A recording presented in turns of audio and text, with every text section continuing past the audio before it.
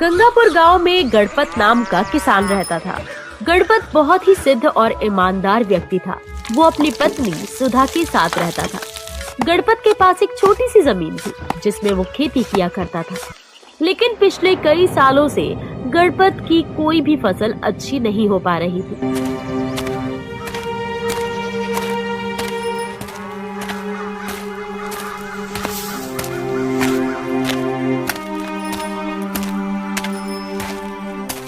हमारी हालत कब तक ऐसी रहेगी?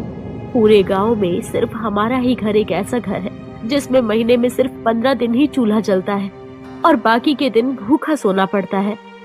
चिंता मत करो सुधा, तुम तो जानती हो कि मैं दिन रात खेतों में कितनी जी तोड़ मेहनत करता रहता हूँ। एक न एक दिन हमारा वक्त भी जरूर बदलेगा। आप कब तक ऐसे ही खेतों में काम करते रहेंगे?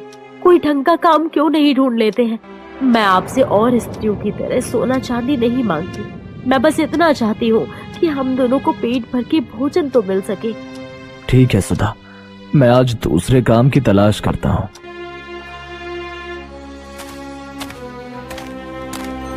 गणपत कई दिनों तक गांव में भटकता रहा मगर किसी ने उसे काम नहीं दिया। थक हार कर गणपत गांव के मुखिया के पास पहुंच गया। मुखिया थोड़ा सा भला व्यक्ति था। गणपत, मैंने तुम्हें खेतों में बड़ी मेहनत से काम करते हुए देखा है। मुझे तुम्हारे ही जैसा मेहनती व्यक्ति चाहिए भाई।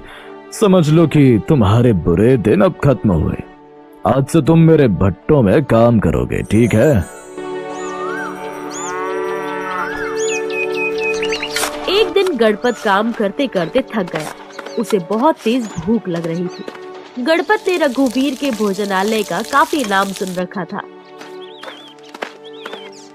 गणपत रघुवीर के ढाबे पर पहुंच गया।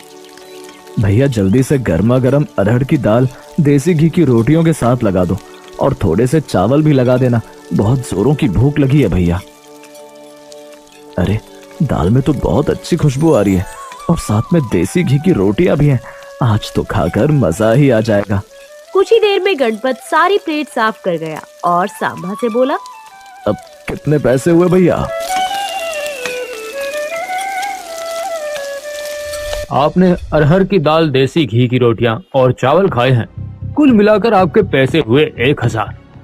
क्या आप बकवास कर रहे हो तुम? बकवास नहीं कर रहा हूँ, खाने के पैसे मांग रहा हूँ। अरे, ये ढाबा या 5 स्टार होटल, इतना महंगा तो खाना शहर के रेस्टोरेंट में भी नहीं मिलता। मैं तो समझ रहा था कि इस ढाबे में खाना और ढाबे की तरह मिलता होगा। और वैसे भी दाल रोटी चावल की कीमत तो ज्यादा से ज्यादा होगी। हर ढाबे पर तो यही रेट चल रहा है। ओ, तुम्हारा दिमाग तो ठीक है। जानते भी हो ये ढाबा किसी अरे गहरे का नहीं है, रघुवीर भाई का है, रघुवीर भाई का। अरे, रघुवीर भाई के ढाबे का खाना खाने तो विधायक से लेकर मंत्री तक आते रहते हैं। और जब तुम्हारी इस ढाबे में आने की औकात नहीं थी तो फिर यहाँ मुंह उठाकर क्यों चले आए? सीधी तरह से 1000 दे दे। लेकिन मेरे पास इतने पैसे नहीं है। 1000 तो मैं 10 दिन में भी नहीं कमा पाता, तो तुम्हें कहां से ला कर दूंगा? सांभा अपने मालिक रघुवीर को आवाज देते हुए बोला, रघुवीर भाई, इस व्यक्ति ने पेट भर के भोजन किया है, लेकिन ये अब पैसे नहीं दे रहा है। रघुवीर क्रोधित होकर गणपत के पास आकर बोला, क्यों रे? जब जेब में पैसे नहीं थे तो फिर खाने के लिए यहाँ क्यों आ गया? यहाँ मुफ्त में खाना नहीं मिलता है, पैसों का मिलता है। चल पैसे निकाल। मुझे क्या पता था कि आपके ढाबे का खाना इतना महंगा मिलता है। मैं तो इस ढाबे को भी और ढाबों की तरह समझ रहा था। तो ये तुम्हारी दिक्कत है, मेरी नहीं। तुम्हें यहाँ आने से पहले मेरे बारे में लोगों से पूछ लेना चाहिए था। अब सीधी तरह से अपनी जेब से 1000 निकाल और काउंटर पर रख दे, नहीं तो मैं तुम्हारी चमड़ी उधेड़ दूंगा। देखिए, मेरे पास अभी इतने पैसे नहीं है। आप ये 100 रख लीजिए और मुझे कुछ दिन की मोहलत दे दीजिए। मैं धीरे धीरे करके आपके सारे पैसे चुका दूंगा। अबे, यहाँ मैं लोन बांटने के लिए नहीं बैठा। इतना कहकर रघुवीर ने गणपत को जोरदार धक्का दे दिया। ये तो आप मेरी बेइज्जती कर रहे हैं। अबे, बेइज्जती उसकी की जाती है जिसकी कोई इज्जत होती है, और तेरे जैसे भिखारियों की इज्जत तो होनी भी नहीं चाहिए, समझा?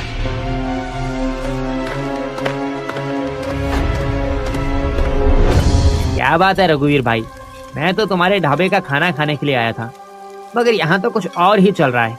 इस आदमी ने पेट भरकर खाना खाया, पैसे देने के नाम पे बोल रहा है कि इसकी जेब में पैसे नहीं। ऐसे आदमियों से बात नहीं की जाती रघुवीर भाई, इन्हें पीटा जाता है। देखते क्या हो, मारो इसका। रघुवीर और सांभा गणपत को बुरी तरीके से पीटने लगते हैं। उन दोनों ने गणपत के कपड़े भी फाड़ दिए और उसे धक्का देकर अपने ढाबे से बाहर निकाल दिया। शुक्र मना कि तुझसे मैंने अपने ढाबे के गंदे बर्तन साफ नहीं करवाए, क्योंकि तेरे जैसे भिखारी के हाथ मेरे ढाबे के गंदे बर्तनों से भी ज्यादा गंदे हैं। इसलिए पीट कर तुझे छोड़ रहा हूँ। आज के बाद कभी मेरे ढाबे के आसपास नजर भी मत आना। चल निकल यहाँ से। ये तुमने बहुत बढ़िया किया रघुवीर भाई, इनके साथ ऐसा ही व्यवहार होना चाहिए। इतना कहकर कालिया भी 2-3 हाथ गणपत पर चढ़ दिए। गणपत वहाँ से रोता हुआ अपने घर की ओर चला गया।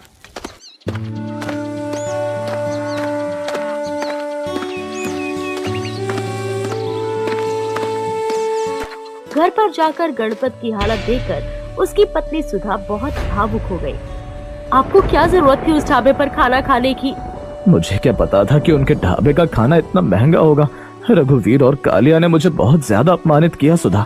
वहाँ पर गांव के बहुत सारे लोग मौजूद थे जो मुझे मजाक उड़ाने वाली नजरों से देख रहे थे। अरे सत्यानाश उन गांव वालों का जो आपको मार खाते हुए देख रहे थे। उनमें से किसी से भी इतना नहीं हुआ कि आपको पिटने से बचा लेते। लेकिन आप चिंता मत कीजिए, मैं इसकी शिकायत मुखिया से जरूर करूंगी। तुम सही कहती हो सुधा, मैं कालिया और रघुवीर को छोड़ूंगा नहीं। अगले दिन गणपत अपनी पत्नी सुधा के साथ मुखिया के घर पर चला गया और सारी घटना मुखिया को बता दी। सुधा, इसमें दोष रघुवीर और कालिया का नहीं है, इसमें दोष तो तुम्हारे पति गणपत का है।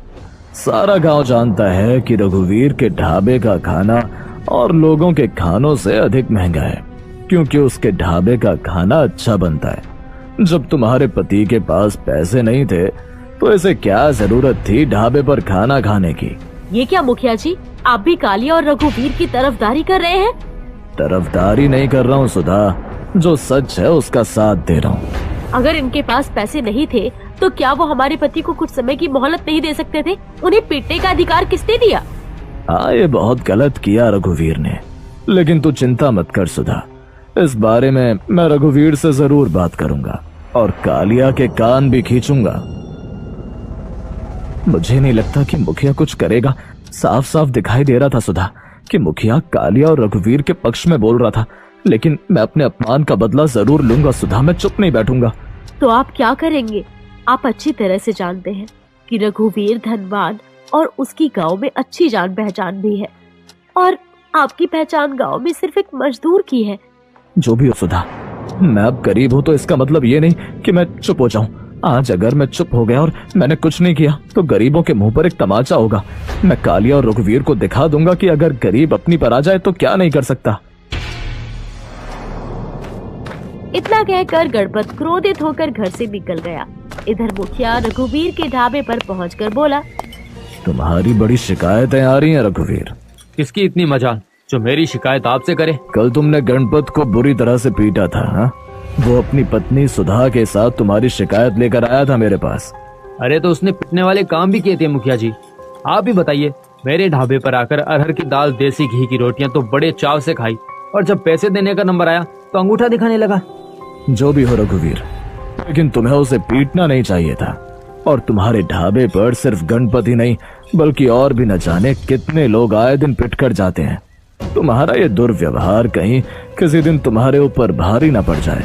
आपके होते हुए मेरे दोस्त रघुवीर पर कोई माई का लाल हाथ लगाने की हिम्मत करेगा मुखिया जी? और फिर मत भूलिए कि रघुवीर का दोस्त मैं भी हूँ। मेरे होते हुए गांव में किसकी हिम्मत है जो रघुवीर के खिलाफ आवाज उठा सके? इसी बात का तो डर है कालिया कि तुम रघुवीर के दोस्त हो। अब ये सब बातें छोड़िए मुखिया जी, मैं आपको अपने ढाबे पर मुफ्त खाना इसलिए नहीं खिलाता कि आप गांव वालों की शिकायत लेकर मेरे ही पास आए।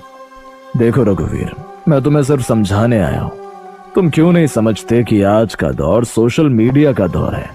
कहीं किसी दिन किसी ने तुम्हारे गरीबों के साथ दुर्व्यवहार का वीडियो बनाकर सोशल मीडिया पर अपलोड कर दिया तो लेने के देने पड़ जाएंगे, फिर मैं भी कुछ नहीं कर पाऊंगा। सुधा रात को अपने पति का इंतजार कर रही थी। आधी रात होने को आई थी मगर गणपत अपने घर नहीं आया था। गणपत रात में जंगल के एक पेड़ के नीचे गहरी सोच में बैठा हुआ था कि तभी उसके कानों में एक व्यक्ति की आवाज टकराई। कौन है आप और इतनी रात को इस जंगल में क्या कर रहे हैं? ये सवाल तो मुझे तुमसे करना चाहिए कि कौन हो तुम और इतनी रात में इस जंगल में क्या कर रहे हो? मैं आपकी बात का मतलब नहीं समझा। मुझे बताओ कि तुम किस गहरी सोच में डूबे हुए थे। हो सकता है कि मैं तुम्हारी कोई मदद कर सकूं। गणपत उस बूढ़े व्यक्ति को अपने साथ हुए अत्याचार की सारी घटना बताता है। तुम्हें पता है तुम कहाँ हो? मैं जंगल में हूँ। नहीं, तुम जंगल के अंदर उस भूतिया जंगल में हो जिसे भूतिया जंगल के नाम से बुलाया जाता है, जहाँ पर लोग दिन तक में आने से डरते हैं। उस व्यक्ति की बात सुनकर गणपत के चेहरे पर डर झलक जाता है। अचानक उसे याद आया कि वो गुस्से में इतनी दूर पैदल चलता हुआ यहाँ तक आ गया था कि उसे अब याद भी नहीं रहा कि वो जंगल के अंदर भूतिया जंगल में पहुँच चुका था। डरो मत, हम कोई भूत प्रेत पिशाच नहीं है, हम साधुओं की संतान हैं। इस जंगल में सिर्फ साधु और उनके परिवार ही रहते हैं। हम लोग बाहर की दुनिया से ज्यादा ताल्लुक नहीं रखते, क्योंकि हमारा सारा ध्यान ईश्वर की तरफ ही होता है। तुम्हारी बात सुनकर मुझे बहुत बुरा लगा। तुम बताओ, तुम क्या चाहते हो? मैं एक ऐसा ढाबा खोलना चाहता हूँ जहाँ पर हर गरीब सिर्फ 10 रुपए देकर भोजन कर सके और उसके साथ अपमानजनक व्यवहार न किया जाए। तुम्हारे इरादे के बारे में जानकर मुझे बहुत अच्छा लगा, वरना इस जंगल में इससे पहले भी कई लोग आए और अपने लालची पने का सबूत देकर मारे गए, लेकिन तुम पहले व्यक्ति हो जिसे गरीब की भूख की चिंता है। इतना कहकर उस व्यक्ति ने अपना हाथ जैसे ही घुमाया, उसके हाथ में एक बड़ा सा पतीला आ गया। उसने वो पतीला गणपत को पकड़ा दिया। ये जादुई पतीला है, याद रखना, इस बारे में सिर्फ तुम अपनी पत्नी को बता सकते हो और किसी को नहीं। इस पतीले में केवल छोले भटूरे बनाकर बेचना। इस पतीले के सामने खड़े होकर तुम छोले भटूरे जैसे ही बोलोगे, वो स्वयं अपने आप इस पतीले में आ जाएगा। मगर याद रखना, जिस दिन तुमने 10 रुपए से ज्यादा ग्राहकों से वसूले, उस दिन इस पतीले का जादू समाप्त हो जाएगा। गणपत रात के समय बड़ा सा पतीला लेकर अपने घर आ गया। ये क्या है? गणपत ने सारी घटना सुधा को बता दी। मैं तो अब तक यही समझती थी कि उस जंगल में भूत प्रेत रहते हैं। तुम नहीं, पूरा गांव यही समझता था सुधा। वो सब तो ठीक है, लेकिन आप ढाबा कहाँ खोलेंगे? हमारे पास तो खाने के लिए भी रोटी नहीं है। जो पतीला तुम लेकर आए हो, उस पतीले में तो सिर्फ भोजन ही मिलेगा, पैसे तो नहीं मिलेंगे ना। फिर हम ढाबा अपने घर पर खोलेंगे सुधा। इस तरह से इस पतीले का रहस्य सिर्फ हम दोनों तक ही सीमित रहेगा। अगले दिन गणपत ने अपने घर को एक ढाबे में परिवर्तित कर दिया। जिस कमरे में वो लोग सोते थे, उस कमरे में बड़ा सा पतीला रख दिया।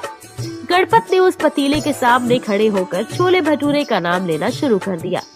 कुछ ही समय में पूरा पतीला छोले भटूरे से भर गया। सुधा ढाबे पर वो लेकर बैठ गई। कुछ ही देर में वहाँ पर एक गरीब व्यक्ति दौड़ता हुआ आया। यहाँ तो बहुत अच्छी खुशबू आ रही है। यहाँ पर ढाबा कब खुला भाई? आज ही खुला है और आप पहले ग्राहक हो। भैया, तो मुझे एक प्लेट छोले भटूरे लगा दीजिए। गणपत ने छोले भटूरे व्यक्ति के सामने रख दिए। छोले भटूरे खाकर वो व्यक्ति बहुत खुश हो गया। भाई वाह, मजा आ गया। छोले भटूरे तो बहुत से ढाबों पर खाए, लेकिन इस ढाबे की तो बात ही कुछ अलग है। कितने पैसे हुए? 10 रुपए। क्या? सिर्फ 10 रुपए? हाँ, सिर्फ 10 रुपए, और तुम्हें और परिवार का जब भी खाने का मन करे तो चले आना यहाँ पर। 10 रुपए में आपको छोले भटूरे पेट भरकर मिलेगा, और हो सके तो अपने उन गरीब भाइयों को भी यहाँ पर लेकर आना जिन्हें अच्छा भोजन नहीं मिल पाता। गणपत की बात सुनकर वो व्यक्ति खुश हुआ, वहाँ से चला गया और उसने सारे गांव में गणपत के ढाबे का ढिंडोरा पीट दिया। कुछ ही दिनों में गणपत के ढाबे पर गांव वालों की भीड़ लगने लगी।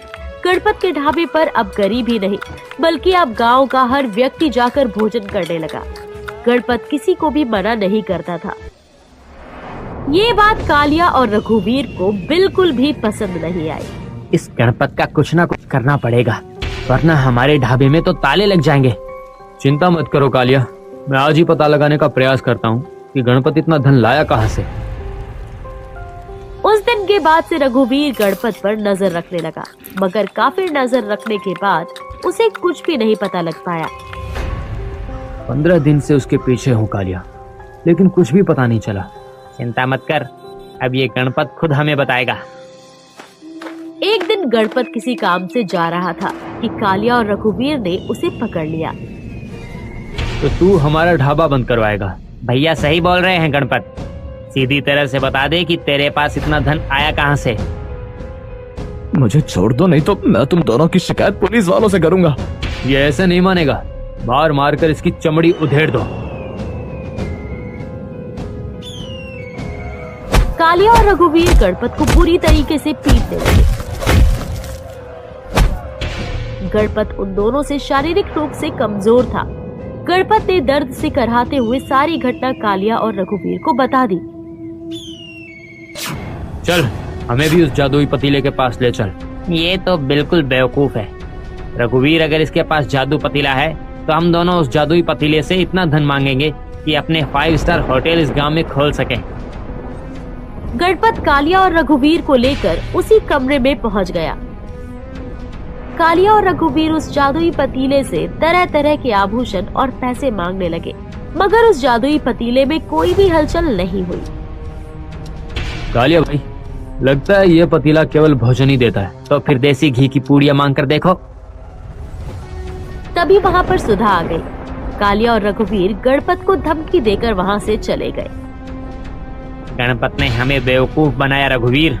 सही कहते हो कालिया भाई, लगता है उसने हमें चूना लगा दिया। गणपत का ढाबा उसके बाद भी चल रहा था। कालिया और रघुवीर की आर्थिक स्थिति अब दिन ब दिन कमजोर होती जा रही थी। रघुवीर भेष बदल बदल कर गणपत पर नजर रखने लगा था और एक दिन उसने गणपत को उसी जादुई पतीले से भोजन मांगते देख लिया।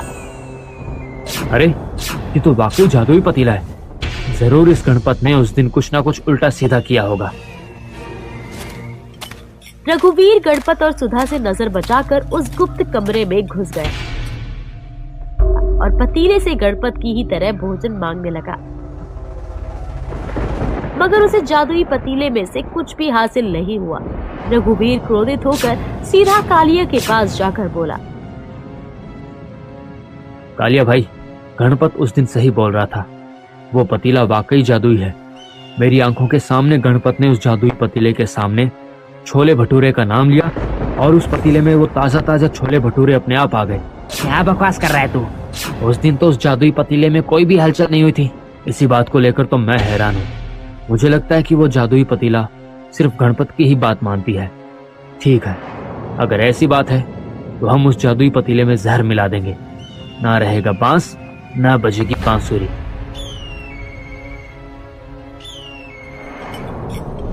अगले दिन वो दोनों भेष बदलकर गणपत के ढाबे पर पहुंच गए, मगर तभी गांव का मुखिया पुलिस लेकर आ गया। गिरफ्तार कर लो इन दोनों को। हमें किस जुर्म में गिरफ्तार किया है? क्योंकि तुम दोनों गणपत के ढाबे के ग्राहकों की प्लेट में जहर मिला रहे थे। मैं तुम दोनों से मिलने आ रहा था। मैंने तुम्हारी बातें चुपके से सुन ली थी, नहीं तो आज तुम दोनों अनर्थ कर बैठते। तुमने बड़ा अच्छा काम किया मुखिया। मुझे माफ कर दो गणपत, मुझे अपनी गलती का पछतावा है। क्या मुझे तुम्हारे ढाबे पर कुछ खाने को मिलेगा? क्यों नहीं मुखिया जी, आप हमारे गांव के मुखिया हैं। आपके लिए तो मैं स्पेशल पतीला बनवाऊंगा, मगर सिर्फ 10 रुपए में।